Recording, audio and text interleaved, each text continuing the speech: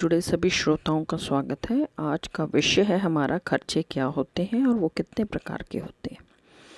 खर्च लाभ प्राप्त करने के लिए जो भी कुछ हम व्यय करते हैं या किसी तरह का भुगतान करते हैं वो सब खर्च कहलाते हैं।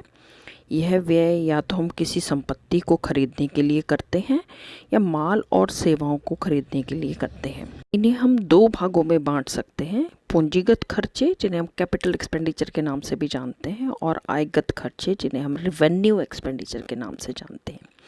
पूंजीगत खर्चे जो ऐसे खर्चे हैं जो हम केवल स्थायी संपत्ति यानी फर्नीचर, मशीनरी, लैंड, बिल्डिंग इनको खरीदने के लिए किए जाते हैं और उनको खरीदते समय यदि हम किसी तरह का उनको लाने ले जाने और उनको स्थापित करने का जो व्यय करते हैं वो भी इन्हीं खर्चों में आता है।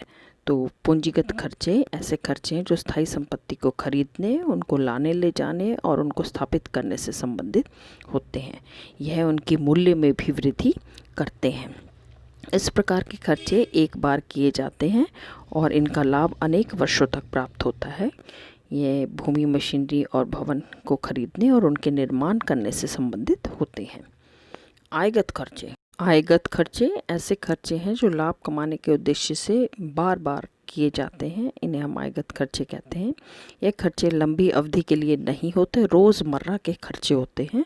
जैसे हमने मजदूरी का भुगतान किया, वेतन दिया, छूट की या दी, कमीशन दिया, बिजली व्यय, प्रिंटिंग प्रेस व्यय, ये सब दिए।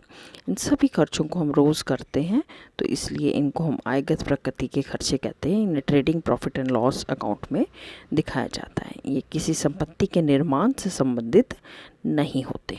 अब इस आधार पर हम इन दोनों में अंतर कर सकते हैं कि पूंजीगत खर्चे क्या होते हैं और आयगत खर्चे क्या होते हैं।